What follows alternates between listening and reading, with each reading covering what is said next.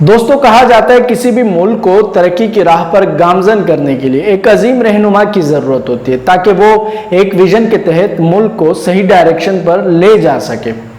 اس کی زندہ مثال ہمارا پڑوسی ملک بنگلہ دیش ہے، جو کبھی پاکستان کا حصہ ہوا کرتا تھا، مگر 1971 میں شیخ مجیب الرحمان کی سربراہی میں ان کی قیادت میں بنگلہ دیش پاکستان سے علیحدہ ہوا اور ایک الگ آزاد ملک بن گیا۔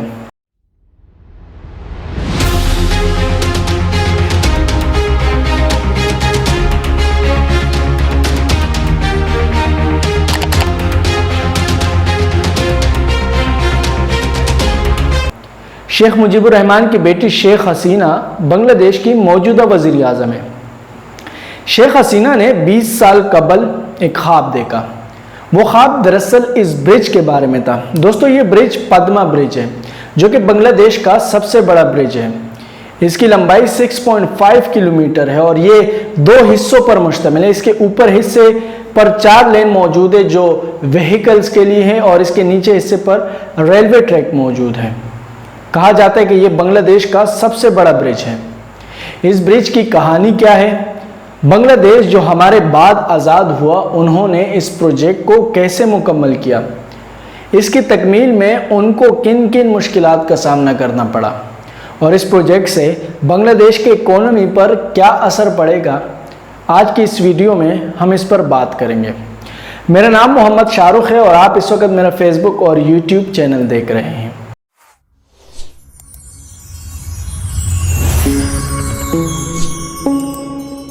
اگر آپ علم کے پیاسے ہیں اور اپنی معلومات میں اضافہ کرنا چاہتے ہیں تو یہ ویڈیو آپ کے لیے ہے۔ یہ 2009 کی بات ہے کہ جب شیخ حسینہ دوسری مرتبہ بنگلہ دیش کی وزیر اعظم بنی تو انہوں نے فیصلہ کیا کہ وہ پدما برج کو تعمیر کروائے گی، لیکن اتنے بڑے پروجیکٹ کو تعمیر کرنے کے لیے فنڈز کی ضرورت ہوتی ہے۔ انہوں نے ورلڈ بینک سے رابطہ کیا۔ ورلڈ بینک نے اپنے ساتھ Asian development bank, Japan international corporation agency کو ملا کر بنگلہ دیش کو $1.2 بلین دینے کا فیصلہ کیا، لیکن بدقسمتی سے 2012 میں ورلڈ بینک امداد دینے سے پیچھے ہٹا، یہ کہہ کر کہ بنگلہ دیش کے اعلیٰ حکام اور اس کے علاوہ کینیڈین فرم جو اس برج سے منسلک تھے، ان کے خلاف کرپشن کے ثبوت ہمارے پاس موجود ہیں۔ اب جب ورلڈ بینک پیچھے ہٹا تو جو باقی 2 بینکس تھے انہوں نے بھی امداد دینے سے انکار کیا۔ کہا جاتا ہے کہ یہ بنگلہ دیش کے خلاف ایک سازش تھی۔ اب یہ تو وقت ہی بتائے گا، لیکن یہاں پر بنگلہ دیش کی عزت کا سوال تھا۔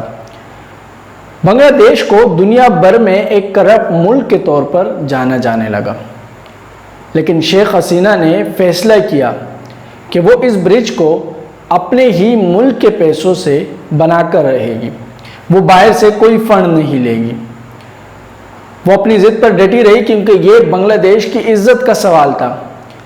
کافی اپوزیشن لیڈرز اور اپنے ہی پارٹی کے اراکین نے ان کو کئی دفعہ منع کیا کہ وہ اتنے بڑے پروجیکٹ کے لیے ملک کے پاس فنڈ نہیں ہے، لیکن وہ اپنی ضد پر ڈٹی رہی اور آخر کار 26 نومبر 2014 کو اس برج کی کنسٹرکشن کا آغاز کر دیا گیا، اور اس کی کنسٹرکشن کا جو کانٹریکٹ ہے وہ چائنا کی ایک کمپنی کو دیا گیا، جنہوں نے اپنے ساتھ 1200 بنگلہ دیشی انجینئرز کو بھی شامل کیا۔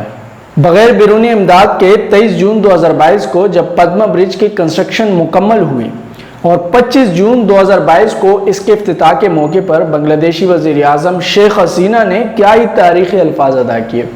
انہوں نے کہا کہ آج 170 ملین بنگالیوں کا خواب پورا ہوا۔ انہوں نے یہ بھی کہا کہ this bridge is not just iron, cement, bricks and concrete, but this bridge is our pride, a symbol of our capacity or strength۔ یہ ان کے تاریخی الفاظ تھے۔ شیخ حسینہ نے دنیا بھر کے حکمرانوں کے سامنے ایک عملی مثال پیش کی کہ اگر آپ کے ارادے نیک اور آپ اپنے خواب کے ساتھ، اپنے ارادوں کے ساتھ مخلص ہو، اپنے وطن کے ساتھ مخلص ہو، تو آپ اپنے ہر خواب کو پورا کر سکتے ہو، آپ ملک کو ترقی کی راہ پر گامزن کر سکتے ہو۔ اس برج کے بننے کے بعد نیشنل اور انٹرنیشنل میڈیا پر پدما برج کے چرچے کافی دنوں تک رہے۔ شیخ حسینہ کے چرچے کافی دنوں تک رہے، وہاں کی عوام ان سے کافی خوش نظر آئی۔ اب آپ سوچ رہے ہوں گے کہ بنگلہ دیش نے ایک برج بنا کر کیا اکاڑ لیا، کیا تیر مار لیا، لیکن شاید آپ اس برج کی اہمیت سے ناواقف ہیں۔ اکنامسٹ کہتے ہیں کہ اس برج کی وجہ سے بنگلہ دیش کی جی ڈی پی 2% بڑھ جائے گی، اور یہ بھی امکان ظاہر کیا جا رہا ہے کہ 2055 تک یہ 2% سے بڑھ کر 5% ہو جائے گی۔ 2020 میں بنگلہ دیش کی فی کس آمدنی $2060 تھی۔ اب اس برج کے بننے کے بعد 2025 تک یہ فی کس آمدنی $2860 تک بڑھ جائے گی۔ یہ بھی کہا جا رہا ہے کہ اس برج سے نہ صرف غربت میں کمی آئے گی بلکہ مزید نئی صنعتوں کو اور ٹورزم کو اس برج کی وجہ سے فروغ ملے گا۔ دوستو، یہ تھی بنگلہ دیش کے سب سے بڑے برج پدما برج کی کہانی۔ بنگلہ دیش ساؤتھ ایشیا کے دیگر ممالک کے لیے انسپریشن سے کم نہیں، اور وہ ایک خود مختار ملک کے طور پر ترقی کی راہ پر گامزن ہے۔ امید کرتا ہوں آپ کو یہ ویڈیو پسند آئی ہوگی۔